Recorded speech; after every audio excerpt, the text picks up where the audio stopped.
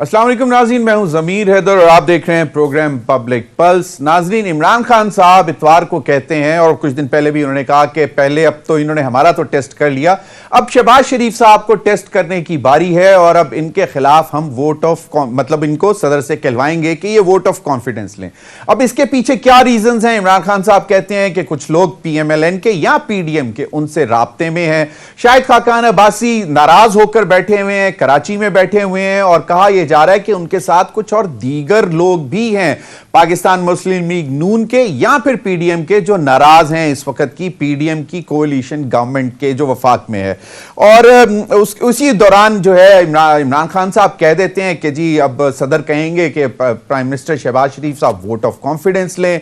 और फिर उन्होंने कहा कि जी अब हम अपना लीडर ऑफ द ऑपोजिशन भी भिजवाएंगे, जो है ऑपोजिशन में बैठेगी PTI और फिर वहां पर जो है हम मशावरत करेंगे केयर टेकर सेटअप के लिए, क्योंकि अब इमरान खान साहब कॉन्फिडेंट हैं कि अब आम इंतखाबात के अलावा कोई चारा नहीं है और उनको अब वाज़े तौर पर, और PTI के दीगर लीडर्स भी यही बता रहे हैं कि उनको भी अब वाज़े तौर पर यह नजर आ रहा है कि इलेक्शंस जो हैं अगले 3 से 4 महीने में आम इंतखाबात होने जा रहे हैं।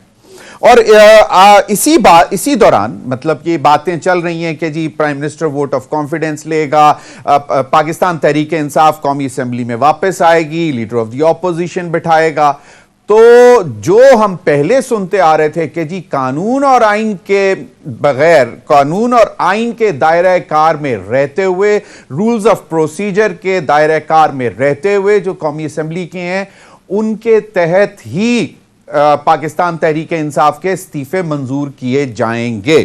12 लीडर्स ने बोला कि जनाब बिल्कुल जो भी राजा परवेज अशरफ साहब स्पीकर कौमी असेंबली कह रहे हैं वो बिल्कुल आइन और कानून और रूल्स ऑफ प्रोसीजर के तहत है और इससे बाहर जो है मुमकिन ही नहीं है। चंद रोज कबल पहले शाह महमूद कुरैशी साहब ने खत लिखा राजा परवेज अशरफ साहब को कि जी हम सब इकट्ठे होकर आपके पास आना चाहते हैं, मिलना चाहते हैं ताकि आप हमारे इस्तीफे मंजूर करें। तो उनको भी एक बड़ा तवील खत लिख दिया गया कि जनाब ये आइन कहता है, ये कानून कहता है, ये रूल्स ऑफ प्रोसीजर कहते हैं, और PTI वाले बैठे थे खामोश।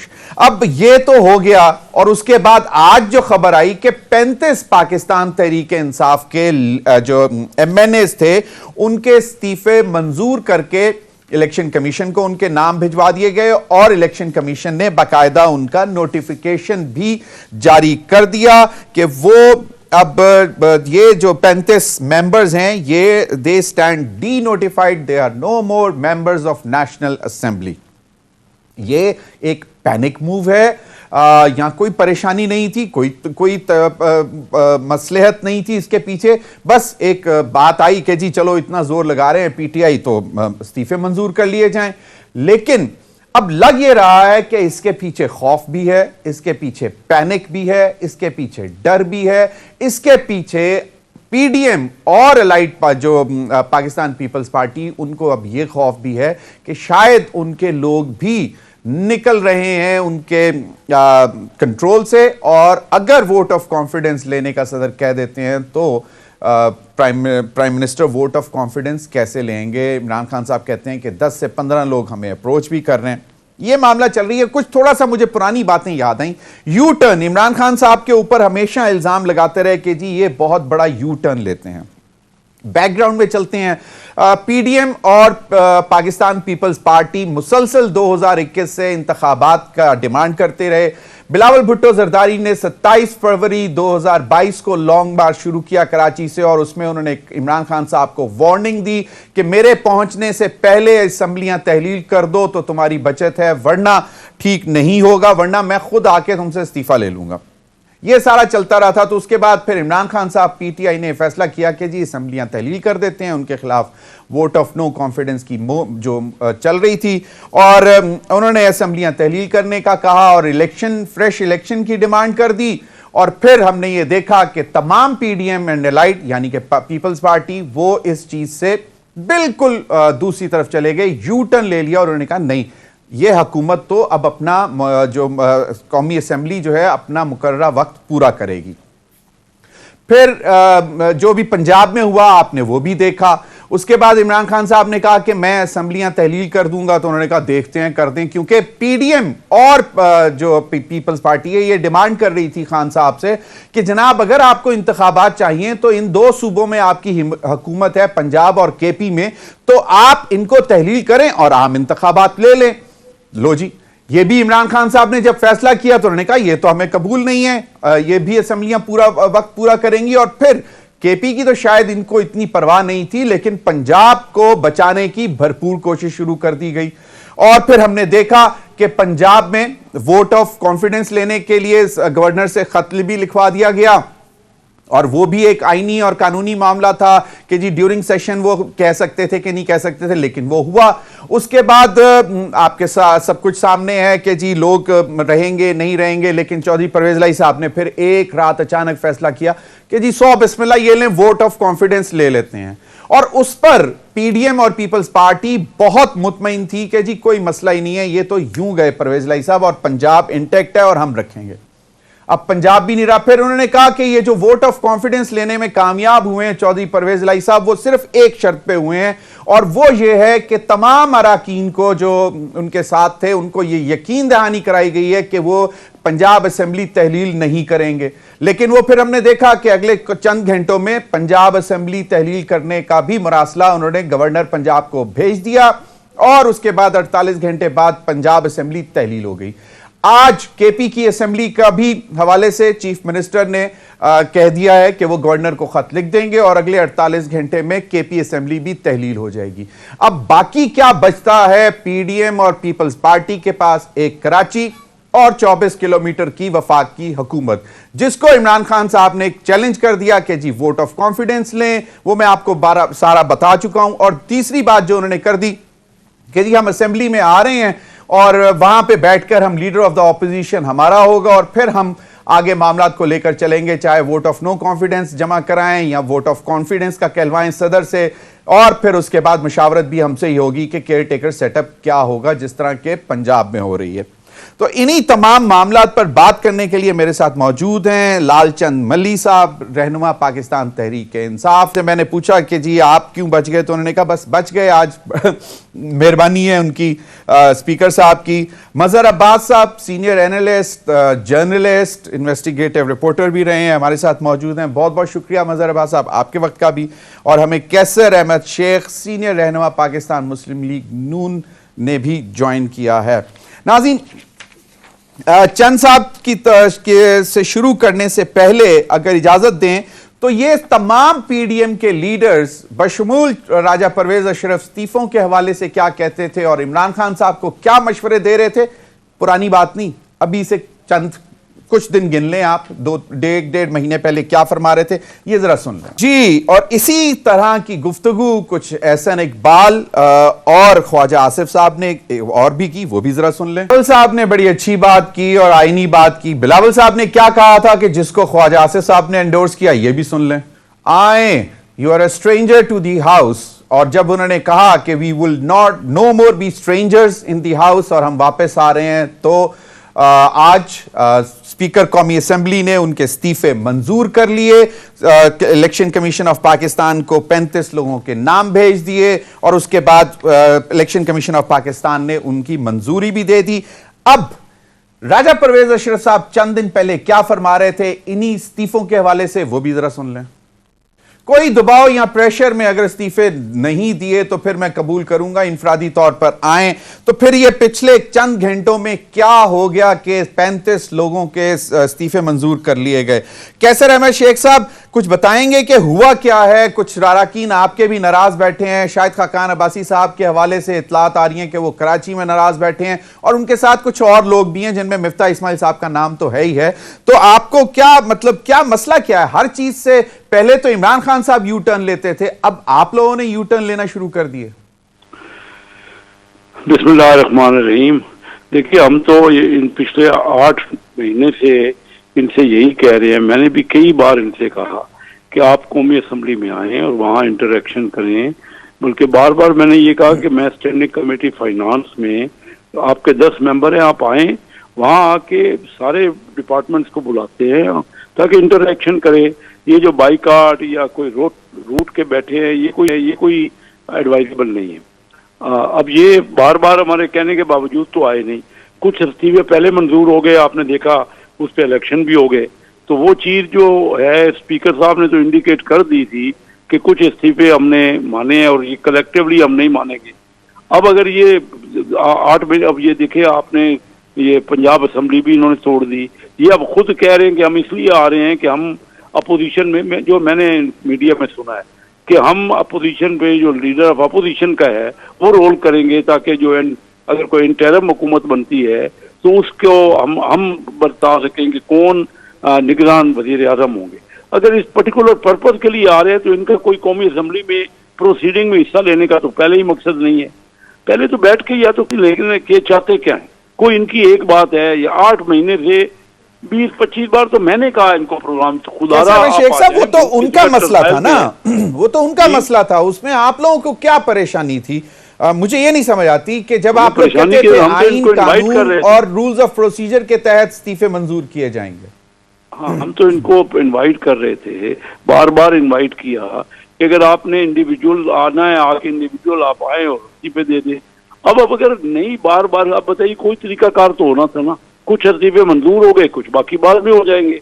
अब इस तरह दो, आप बताइए इसमें क्या खराबी क्या है? ये पहले जो चंद इस्तीफे मंजूर हुए, नहीं, इसके रीजंस पीछे इमरान खान की स्टेटमेंट आती है कि वोट ऑफ कॉन्फिडेंस लेंगे प्राइम मिनिस्टर, हम कहलवाएंगे सदर से, फिर उसके बाद कि जी हम ऑपोजिशन में आके बैठेंगे। तो क्या पैनिक क्या है? कुछ लोग आपके नाराज हैं, चलें वही कंफर्म कर दें। शायद खाकान अब्बासी साहब क्यों नाराज हैं और इस वजह से हुकूमत डर रही है कि ये ना आए, और अगर वोट ऑफ कॉन्फिडेंस नाकाम हो जाता है तो फिर यकीनन आपको मालूम है कि सारा सिलसिला ही तब्दील हो जाता। देखिए, वोट ऑफ कॉन्फिडेंस तो एक आईनी प्रोसेस है।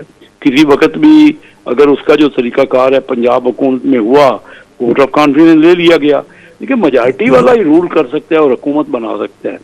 इन्होंने अब ये कह रहे हैं कि आप वोट ऑफ कॉन्फिडेंस, तो अभी तक तो कॉल नहीं हुआ वोट ऑफ कॉन्फिडेंस, वो होगा तो बात सामने आ जाएगी। कैसे रहे शेख साहब, आपका कहने का मतलब ये है कि कोई परेशानी नहीं है अगर वोट ऑफ कॉन्फिडेंस भी आ जाए। चलें मल्ली साहब, मुझे 2013 के 35 पंक्चर और आज के 35 इस्तीफे, ये 35 का नंबर इमरान खान साहब को सूट करता है या इनकी जो इस वक्त हुकूमत है वफाक में उनको सूट करता? शुक्रिया ज़मीर अज़हर साहब, आपने बड़ा खूबसूरती से पूरा बैकग्राउंड आपने बताया है।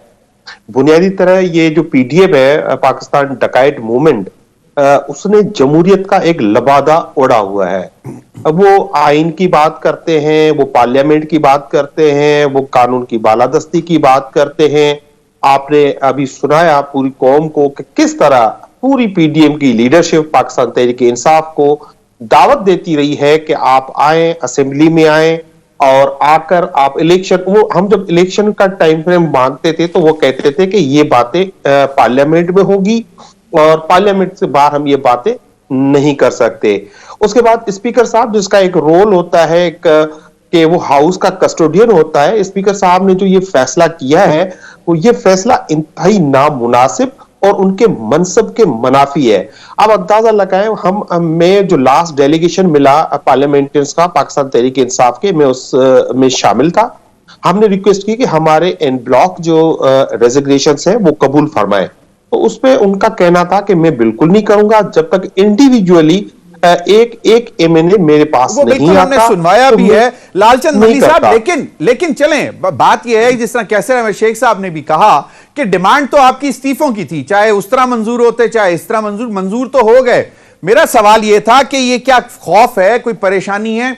इसका जवाब दे दें, क्यों फिर मैं जरा मजहर अब्बास साहब की तरफ जाना चाहूंगा।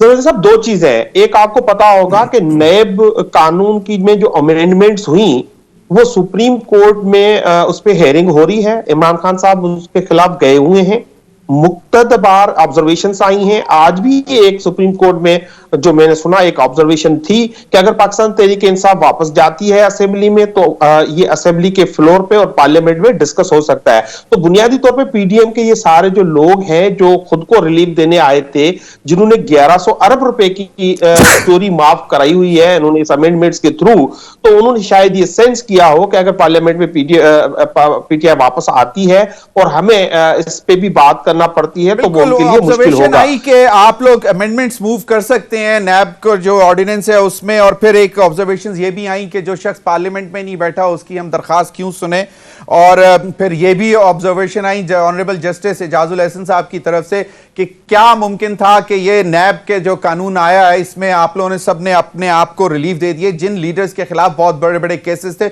उन सबको रिलीफ मिल गया। बिल्कुल वो ऑब्जर्वेशंस हैं। मजहर अब्बास साहब, ये क्या सूरत हाल आप देख रहे हैं कि मुल्क के माशी मसाइल जो हैं वो बोतल के जिन की तरह अभी बाहर ही हैं और वो वापस नहीं संभाले जा रहे।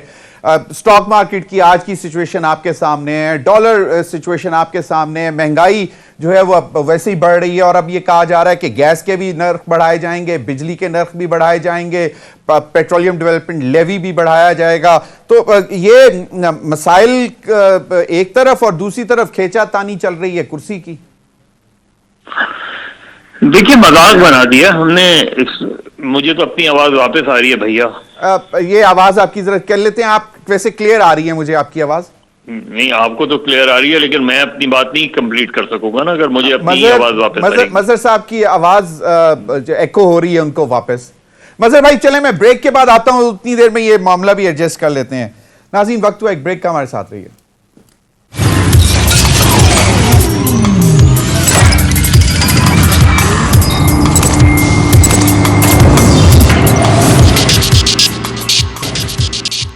वेलकम बैक नाज़रीन। जी मजहर अब्बास साहब बताइएगा कि ये हो क्या रहा है, ये हमारे साथ मजाक हो रहा है, कौम के साथ हो रहा है, यू टर्न्स पे यू टर्न पहले खान साहब लेते थे, अब जो है पीडीएम और उनकी पार्टी पीपल्स पार्टी मिलकर यू टर्न लेना शुरू कर दिए उन्होंने। देखिए, मेरा ख्याल है मजाक बना दिया है जमहूरियत को, जमहूरी इदारों को, जो स्पीकर की पोजीशंस हैं उसको मजाक बना दिया है।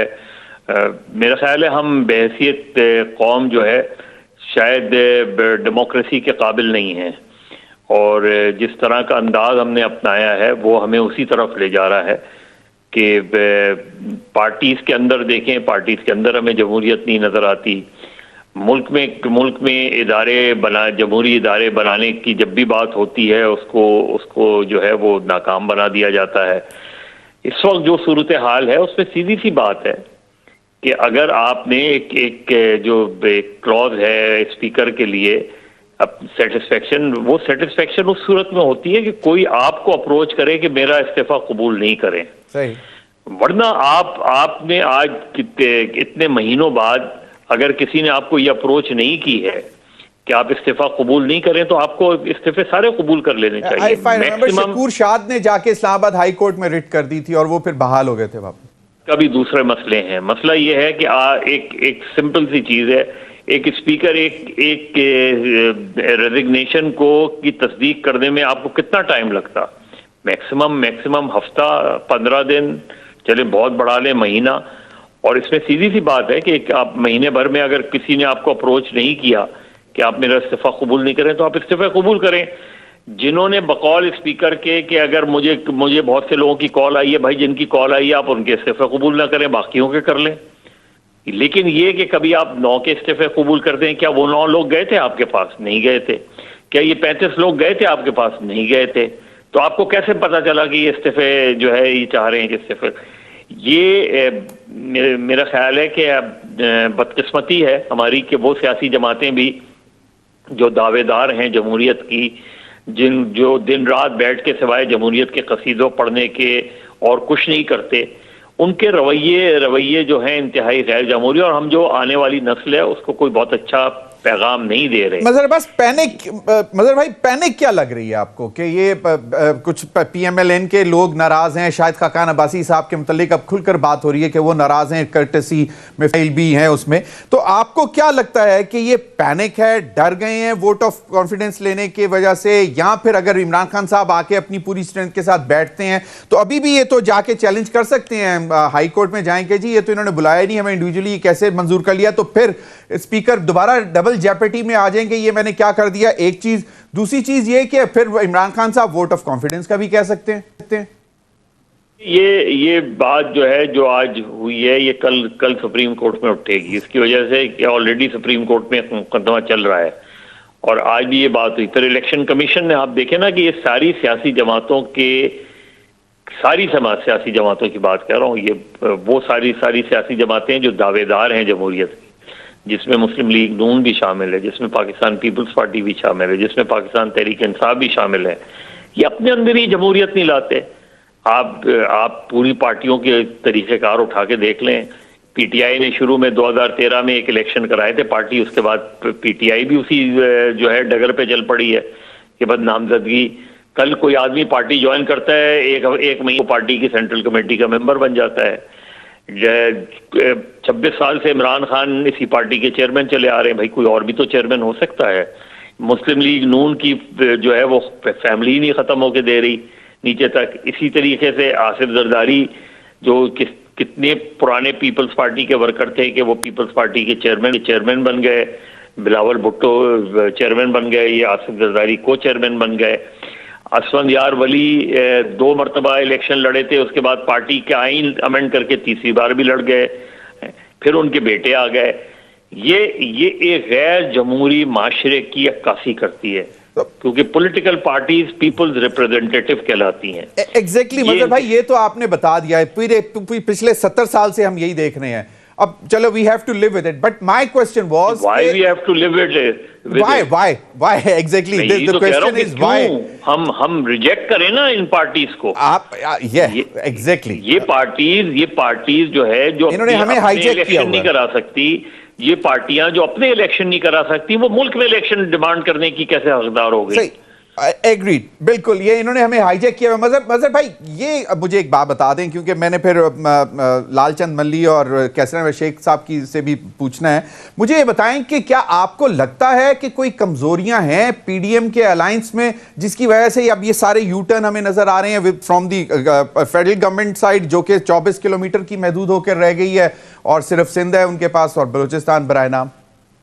देखिए सबसे बड़ा क्राइसिस मुस्लिम लीग नून फेस कर रही है और मुस्लिम लीग नून की इसीलिए इमरान खान ने पंजाब पर तवज्जो दी और सिंध पे तवज्जो नहीं दी। इसी वजह से लोकल बॉडीज इलेक्शंस में जो नताइज आए हैं पीटीआई के लिए, वो इनके लिए फवाद चौधरी साहब एक दिन के लिए कराची आए नहीं और वहां से वो इलेक्शन मुस्तरद कर रहे हैं। भाई आप आए तो कराची, इमरान खान ने एक खिताब नहीं किया अपने लोकल बॉडीज के कैंडिडेट से। अब पीटीआई का वोटर ही नहीं निकला। बिल्कुल, एक दिन पहले उन्होंने जो है वीडियो मैसेज रिकॉर्ड करके दे दिया। तो इस तरह थोड़ी होता है, ऐसे नहीं होता। लेकिन पाकिस्तान के मजहर भाई अब मैं लीडर्स के नाम नहीं ले सकता, लेकिन सीनियर पीटीआई के 2-3 लीडर्स बैठे हुए थे जो कि बहुत क्लोज हैं इमरान खान साहब के। उन्होंने कहा कि जी अली जैदी साहब फेल हो गए, उनके पास तंजीम, और ये लोकल गवर्नमेंट्स के इलेक्शन से तकरीबन 1 हफ्ता पुरानी बात है। लेकिन यू आर राइट, ये है हमारे साथ मजाक किया जा रहा है। मैं बिल्कुल जाता हूं कैसर अहमद शेख साहब, अब आप मुझे ये बताएं कि पीडीएम के जो सरदार हैं मौलाना फजलुर रहमान साहब, वो कहते हैं 35 हर ज़िमनी इंतखाबात में हिस्सा नहीं लेंगे। शेख साहब जी 35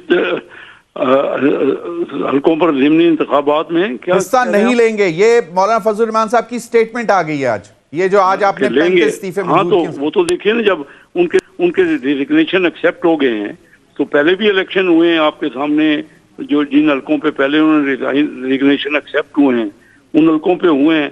मुझे ये समझ नहीं आती, देखिए ना पीटीआई वालों ने तो रिजाइन किया और अब जब वो कह रहे हैं, उनका ख्याल है कि हम वोट ऑफ कॉन्फिडेंस के लिए कहेंगे और मार्च अप्रैल में ये इलेक्शन होने जा रहे हैं वफाकी हुकूमत के भी, तो अब वो क्या लेने आ रहे हैं असेंबली में, इसीलिए आ रहे हैं ना। उन्होंने तो खुद कह दिया कि हम हम अपोजिशन लीडर को अपॉइंट करेंगे या नॉमिनेट करेंगे और उसके बाद वो जो अबूरी हुकूमत बनेगी उसमें सजेस्ट करने के लिए आ रहे हैं। तो ये कोई कौमी असेंबली में उनके आने का तो कोई मकसद नहीं है ना। सही, तो इसका आवाज मतलब है कि मौलाना फजलुर रहमान साहब बहुत दूर अंदेश हैं, उनको मालूम है कि इन 35 हलकों में इंतखाबात नहीं होने, इसलिए उन्होंने शायद ये आज ही स्टेटमेंट दे दी है। एक चीज, आपके अपने साथी कुछ नाराज हैं, शाहिद खाकान अब्बासी साहब। आपको कैसे पता चला कि ये वो नाराज हैं? क्योंकि अभी तक मैंने कोई उनका स्टेटमेंट तो नहीं देखा ऐसा। जी, चलें, आपको सही कह रहे हैं। क्योंकि हमें तो ये अंदाजा नहीं है, अगर है होते तो कोई ना कोई स्टेटमेंट देते ना अपना, मुझे नहीं पता। क्योंकि हमारी पार्टी साहब की तो बहुत वाज़ेह स्टेटमेंट आ चुकी हुई है कि मेरी सारी कारकर्दगी एक तरफ और समधी होना एक तरफ हो गया। जी, मुझे असल में आपकी आवाज क्लियर नहीं आ रही। मैं ये कह रहा हूँ हमारी पार्टी की पिछले 4 महीने से तो कोई मीटिंग नहीं हुई, इसलिए मुझे तो ये अंदाजा नहीं है कि हमारी पार्टी में क्या आपस में कोई इख्तिलाफ किस किस्म का है या नहीं है। तो मैं तो नहीं समझता जब तक उनका कोई स्टेटमेंट नहीं सामने आ जाए। सही, बिल्कुल। मलिक साहब, मुझे एक बात बताएं, इन 35, जिस तरह इमरान खान साहब कहते थे ये 35 पंक्चर जो है, 35 हल्के में से 4 हल्के खोल दो, 35 पंक्चर लग गए और अब ये 35 इस्तीफे सामने आ गए, इनको चैलेंज करेंगे कोर्ट में कि ये अब स्पीकर ने अपनी कही हुई बात जो है उससे झुटला गए? सर, वो बिल्कुल ये चैलेंज होगा कोर्ट में। उसकी मैं वजह बता दूं कि पहले ही कोर्ट में एक पिटीशन हमारी मौजूद है जो शानदाना गुलजार ने दी थी। देखिए, हमारा ये एन ब्लॉक एक रेजिग्नेशंस देने का एक मकसद था कि उसमें बाई इलेक्शंस हो या गवर्नमेंट को हम मजबूर कर सके कि वो इलेक्शंस में आए। लेकिन ये जो रेजिग्नेशंस हैं ये कबूल हो चुके थे और कासिम सूरी ने उनको कबूल किया था। ये उनको जबरदस्ती रिवर्स कर रहे हैं जो रिवर्स नहीं हो सकते थे। तो यकीनी तौर पे ये मामला फाइनली कोर्ट में ही लैंड करेगा। अब जो आप पैनिक की बात करें तो बिल्कुल ठीक है। आपको याद होगा जब सेनेट में यूसुफ रजा गिलानी जीते थे तो मरियम नवाज ने कहा था कि हमारा टिकट बिका है। तो अब आपको पता है कि इनके टिकट जो है वो सिनेमा के टिकट की तरह लाइन में कोई लेने के लिए तैयार नहीं है। ये पीटीआई है जिसका टिकट अब जो है लोग चाहते हैं कि उनको पीटीआई का टिकट मिले। दूसरी चीज जो है जो डेफिनेटली प्रेसिडेंट इनको कह सकते हैं कि आप एतमाद का वोट लें, और इनको पता है कि इनकी पीपल्स पार्टी से जल्दी दूरी होने वाली है, क्योंकि पंजाब में अभी से जो पीपल्स पार्टी के प्रेसिडेंट की स्टेटमेंट आई है पंजाब की, तो उन्होंने कहा कि हम पीएमएलएन से खैरात नहीं मांगेंगे सीटों की। तो यकीनी तौर पे जब इलेक्शंस आएंगे तो नून लीग इस पोजीशन में नहीं होगी कि पीपल्स पार्टी को एडजस्ट करे, तो इनका अलग होना जरूरी है। मौलाना साहब ने बिल्कुल ठीक कहा है, क्योंकि मौलाना साहब दूरंदेश एक शख्सियत है। उनको पता है कि 2 महीने ये हुकूमत चलनी ही नहीं है, ये 10-15 दिन में इस हुकूमत को घर ही जाना है और उसको एक प्रोसेस शुरू हो जाना है। आपने भी कैसर अहमद शेख साहब को एंडोर्स कर दिया। बिल्कुल, अभी ब्रेक की तरफ जाएंगे। ब्रेक के बाद मजहर अब्बास साहब, बड़े इंटरेस्टिंग नेम्स आ रहे हैं एक सेटअप के लिए पंजाब के लिए, तो इस पर भी जरा थोड़ा सा तबसरा करिएगा। मैं चाहूंगा कैसर अहमद शेख साहब से भी जानने की कोशिश करें और फिर लालचंद मल्ली साहब से भी कि ये नाम जो आ रहे हैं, इसको फवाद चौधरी साहब ने तो कह दिया मज़ाक़ा खेज़ हैं, जो कि पीएमएलएन की तरफ से नाम आए हैं। ब्रेक के बाद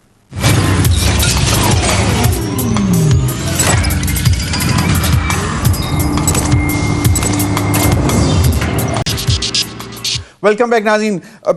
मज़हर अब्बास साहब, ये पंजाब में केयर टेकर सेटअप अल्टीमेटली नज़र तो ये आ रहा है कि इलेक्शन कमीशन के पास जाएगा, लेकिन नाम बड़े दिलचस्प आए हैं। मोहसिन नकवी साहब, आहा चीमा, और मोहसिन नकवी साहब के हवाले से एक कुछ दिन पहले मोनी सिलाई साहब ने ट्वीट कर दी थी कि ये जनाब जो हैं आसिफ जरदारी साहब को अपना बड़ा मानते हैं, हमारे रिश्तेदार बनते हैं और पीएमएलएन के बिजनेस के हिस्सेदार हैं, और कॉन्फ्लिक्ट ऑफ इंटरेस्ट आहा चीमा साहब जो कि सिटिंग प्राइम मिनिस्टर के एडवाइजर हैं ऑन एस्टैब्लिशमेंट। तो आपको क्या लगता है फिर हमारे जो पीटीआई की तरफ से नाम आए, सरदार अहमद नवाज सुखेरा, फिर नासिर खोसा और फिर मोहम्मद नसीर साहब, जो अगर आपको याद हो ये हेल्थ मिनिस्टर भी रह चुके हुए हैं मुशर्रफ दौर में। मेरा ख्याल है पीडीएम की तरफ से जो नाम गए वो तो इंतहाई गैर संजीदा नाम है। यानी इसका मतलब है पीडीएम चाहती ही नहीं थी कि किसी कंसेंसस बने, क्योंकि जिस तरह के नाम उन्होंने भेजे ऑब्वियसली वो नहीं एक्सेप्ट हो सकते। मेरा ख्याल है कि पीडीएम के पास अच्छे नाम होंगे, यकीनन होंगे, अच्छे नाम हैं, ऐसे लोग हैं जो इंडिपेंडेंट व्यूज रखते हैं। लेकिन जाहिर है जो इंडिपेंडेंट व्यू रखता है तो वो उसके लिए जरा आसान नहीं होता इस तरह की पोजीशन संभालना भी, क्योंकि यहाँ ना करने वाले लोग कम हैं, हाँ करने वाले लोग बहुत ज्यादा हैं। मजहर भाई, कॉन्फ्लिक्ट ऑफ इंटरेस्ट कितना जो है इसमें देखना चाहिए कि कहीं पे ना हो रहा हो केयर टेकर चीफ मिनिस्टर लगाते हुए?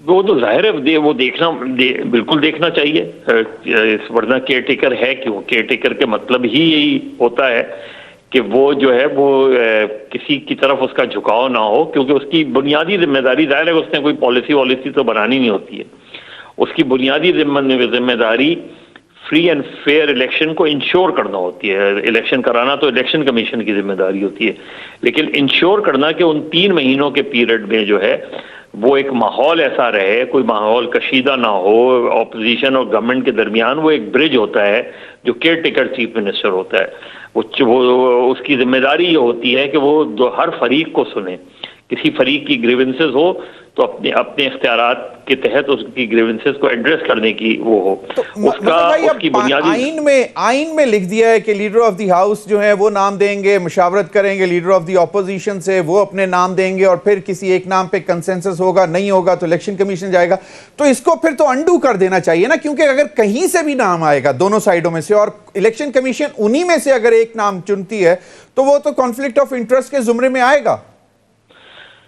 यही मैं बात कह रहा हूं ना कि ये मसला ये है कि आपके वही जो हमने शुरू में बात की थी कि एक अनडेमोक्रेटिक जो है रवैये हैं हमारे, उसमें एक नाम पहले मुझे याद है कि जब हमने पहले वो किया था तो वो आया था जब हमारे उस वक्त चीफ इलेक्शन कमिश्नर फखरुद्दीन जी इब्राहिम, उस पर सबका इत्तेफाक था, लेकिन सबका इत्तेफाक करके फिर आप फिर नहीं मानते। हम जब इत्तेफाक करते हैं, नैब के चेयरमैन पे इत्तेफाक होता है, उसके बाद इख्तिलाफ शुरू हो जाता है उसी नाम पे इलेक्शन कमिश्नर।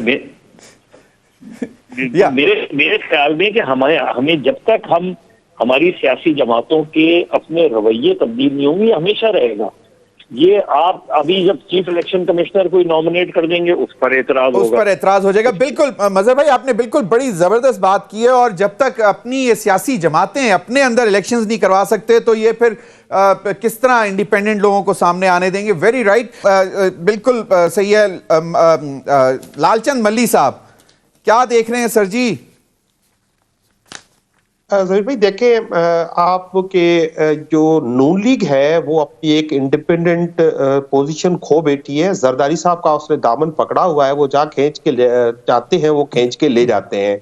अब नाम देने थे हमजा शरीफ को, और जो खबरें आ रही हैं वो सिर्फ ये नहीं है कि चंद इनके मेंबरान जो है नाराज है, लेकिन ये भी है इंट्रा फैमिली बहुत बड़ा कन्फ्लिक्ट है कि हमजा शहबाज इतना बड़ा यहाँ पे पॉलिटिकल मूव्स हो रही थी, वो यहाँ पे मौजूद नहीं थे, पाकिस्तान में वापस नहीं आए। और खास तौर पे जैसे आपने देखा कि मरियम नवाज को चीफ ऑर्गेनाइजर मुकर्रर किया गया है, उसको लेके काफी चीजें बाहर आ रही हैं। और मरियम नवाज, आपको याद होगा कि उन्होंने वो 20 जो सीटें थी उसके लिए कैंपेन की थी पंजाब में, और वो भारी अक्सरियत से जीतने के बजाय वो हार गए थे। तो इनका यही मकसद है कि किसी तरह ये सारा मामला इलेक्शन कमीशन के पास चला जाए, केयर टेकर का, और इलेक्शन कमीशन जिसपे हमें शदीद एतराज है वो वहां से अपने पसंद का कोई भी केयर टेकर मुकर्रर करवा सके। लेकिन आपको याद होगा कि जब हमने 20 में से 15 पंजाब में इलेक्शन सीट्स जीती थी, तब पंजाब में हुकूमत इनकी थी, मिस्टर एक्स एंड वाई इनके साथ थे, फेडरल गवर्नमेंट इनके साथ थी, लेकिन अवाम जो है आप लोगों को कोई डर नहीं है, खौफ नहीं है। बिल्कुल आपने सही फरमाया। और मरियम नवाज साहिबा को चीफ ऑर्गेनाइजर तो बना दिया गया, लेकिन गिलगित बल्तिस्तान हो, आजाद कश्मीर हो, 17 जुलाई के इंतखाबात हो, या फिर ये जो 11 सीटों के इंतखाबात थे उसमें उनकी परफॉर्मेंस देख ली गई है, लेकिन फिर भी बावजूद, और इसी वजह से शायद हैं इख्तिलाफात। कैसर अहमद शेख साहब? मदर अब्बास साहब ने बड़ी सही बात की है कि जब तक ये पार्टियों के अंदर अपना कोई कंसेंसस नहीं बनेगा, कोई इलेक्शन नहीं होगा। लेकिन अगर एक सब मिल के भी किसी को चुनते हैं, जो कि ये चीफ इलेक्शन कमिश्नर को चुना गया, जहाँ पीटीआई ने खुद उनको नॉमिनेट किया, फिर अब उनके मुखालफत कर रहे हैं। अभी इसी तरह नैब के चेयरमैन की बात आई, अभी ये इलेक्शन हुए ना कराची में, तो इलेक्शन तक सबने कहा कि बिल्कुल फेयर इलेक्शन हो रहे हैं, और ये स्टेटमेंट है तमाम पार्टियों के लीडर्स के कि किसी की बिल्कुल अच्छे तरीके से इलेक्शन हुए। और जब रिजल्ट आने शुरू हो गए किसी के खिलाफ कोई रिजल्ट किसी का ठीक नहीं तो आता, वो मानने से कहते हैं इनकार इलेक्शन कर में दिया। धांधली हुई है। तो ये क्या है इनकी बातों, और आप जो यू टर्न देख रहे हैं कि ये रिजाइन करने की बातें अभी तक थ्रू आउट थे कि हमारे रिजाइन कबूल क्यों नहीं की जाते, आज वो कह रहे हैं कि हम केयर टेकर के लिए नॉमिनेट करने के लिए हमने फिर दोबारा असेंबलियों में आने का फैसला कर लिया है। सही कोई फरमा रहे बात हैं भी कैसर तो अहमद होना शेख चाहिए, साहब। इस पे बात पीटीआई पे की कोई तो आदत थी एरर यू है। टर्न लेने की, लेकिन राजा परवेज अशरफ साहब ने अगर यू टर्न लिया तो उसको भी जहन में रखें कि पहले एक आइन, कानून और रूल्स ऑफ प्रोसीजर, और उसके बाद आज फौरी तौर पर मंजूर भी कर लिए। एनीवेज, बहुत बहुत शुक्रिया कैसर अहमद शेख साहब, लालचंद मल्ली साहब और मजहर अब्बास साहब, आप तीनों का बहुत बहुत शुक्रिया। तक के लिए इतना ही इजाजत दीजिए। अल्लाह हाफिज।